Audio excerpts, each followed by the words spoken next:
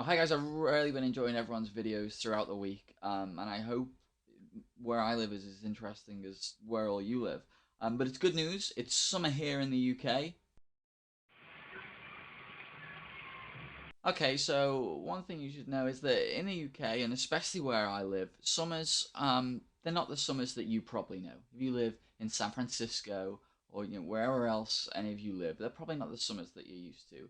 And the reason for that is going to be explained in this week's science fact. Science fact of the week.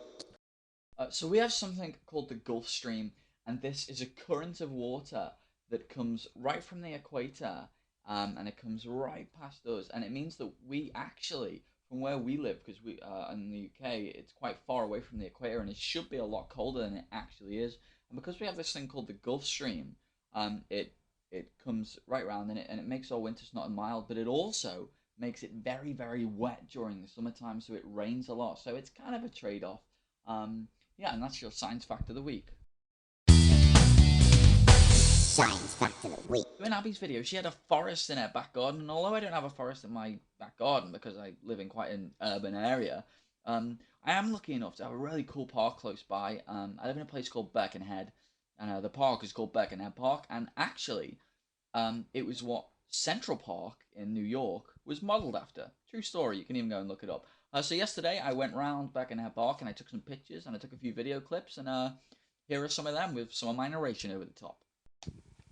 Okay, so one of the things I really like about this park is that there's a lot of diversity in it. Here you have your rocks, and it's a rainy day as you'll notice, but I quite like walking in the park in the rain.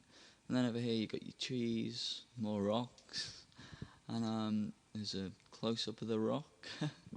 And now what you'll see here is me seeing a squirrel. Look, you can see it in your picture, and now I'm trying to chase it to show it to you, but it's just having none of it. Watch, you'll see it run away in a minute. There it goes, there it goes.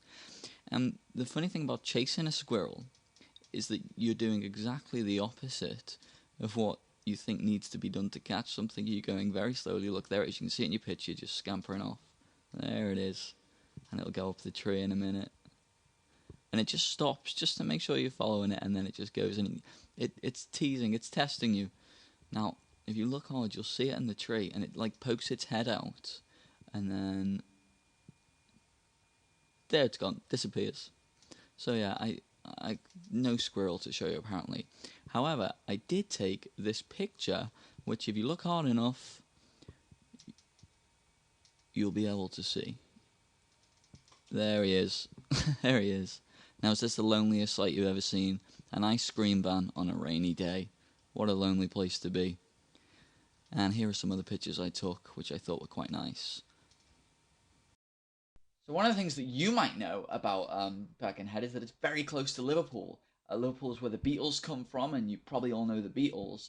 And yeah, it's literally just a 10-minute train ride away. And I also went there, and I took some video clips so you guys could see it. And here are them. So this is Liverpool city centre. You can see it's alive with the hustle and bustle. You'll also notice that it's still quite glum, still quite a glum day. I mean, this is the old city centre. Now, Liverpool was capital of culture last year, so they had all this new stuff done, and you'll see it's a lot shinier. It's got chessboard floors, lights in the window, and it's all very pretty and nice. And this is the place that people mostly use to shop now. Here is the Apple Store, and what is a city centre without an Apple Store? And now here's the upper part of Liverpool 1, which is what they're calling it. And it's all like escalators and shiny things again, and sails, as you can see in the window. And it's actually really nice. It's one of the nicest city centres that I've been to, but of course I am biased. So you'll know Liverpool for the Beatles, but we've also got one of the biggest HMVs in Europe, and this is it. And they don't have to advertise the Beatles. They don't need any massive Beatles posters to advertise them. Oh wait. Okay, they do. Okay, so really, I hope you enjoyed finding out about where I live, and I've really enjoyed finding out about where you live. And I'm looking forward to the next topic and whatever comes next. And I'll see you all at the after party.